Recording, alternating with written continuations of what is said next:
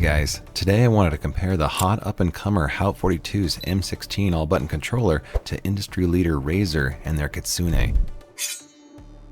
Both have similar thin form factors, black metal enclosures, and some softer LED lighting, but spoiler alert, the Haute M16 definitely punches above its weight in terms of value. Let's take a look at why they are such a contender.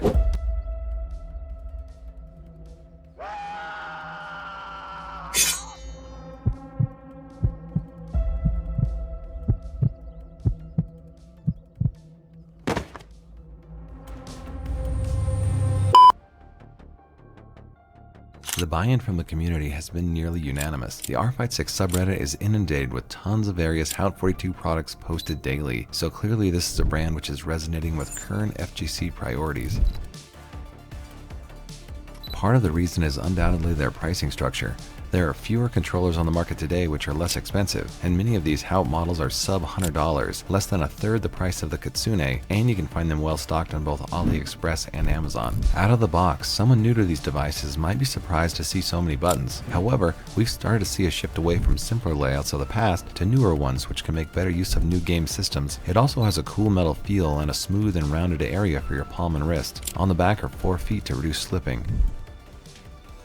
Now, quick disclaimer, I was given this M-series controller for demo purposes, but I've independently purchased several of their other models just to see what all the fuss was about. Haute is really fleshing out their line and even have several other models not shown here. In the way of dimensions, the M16 is smaller than the Razer Kitsune, but both are nearly the same thickness. The M16 footprint actually skews closer to something like the Mavericade Keybfighter 03. The aux buttons are in a similar position to the Kitsune's. Also, most all-button controllers have smaller action buttons, but both the Kitsune and the M16 have action buttons that run a little bit bigger. I consider that a perk for both, but your mileage may vary. However, a major point of difference is the switch type, and where Razer uses optical switches, this Haute42 line utilizes KLV2 low-profile switches. And this is what they sound like.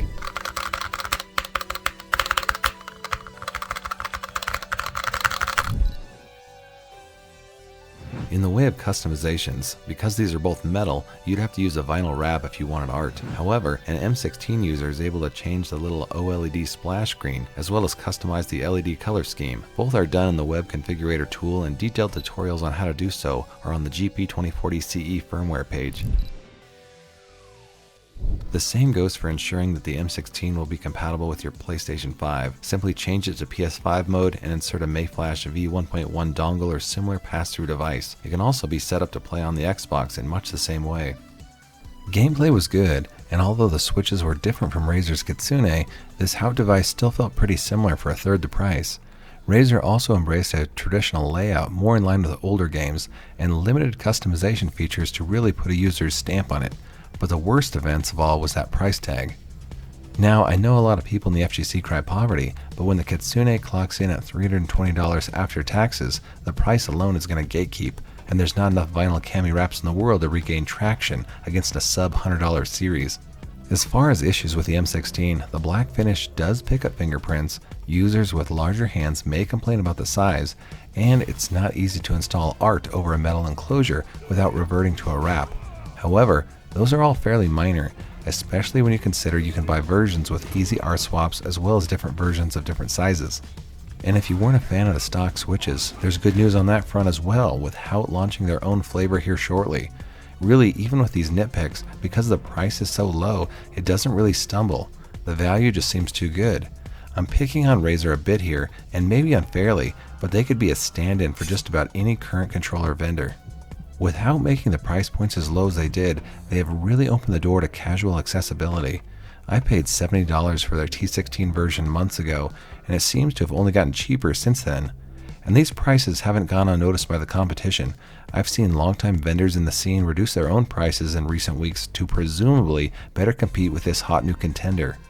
I want everyone to be able to afford their controller of choice and get into the FGC and mash some buttons with the best of them. But part of this is bittersweet for me since I also like variety. I guess time will tell if this will be a flash in the pan, but as someone who spends a lot of time absorbing all things arcade stick related, it's hard not to acknowledge the impact of Haute42 so far. But you let me know what you think in the comments. Is this the new gold standard in all button controllers, or something else? Anyway, thank you for watching. Please drop a like and a sub if you found value in the content. Support your locals, and I'll see you next time.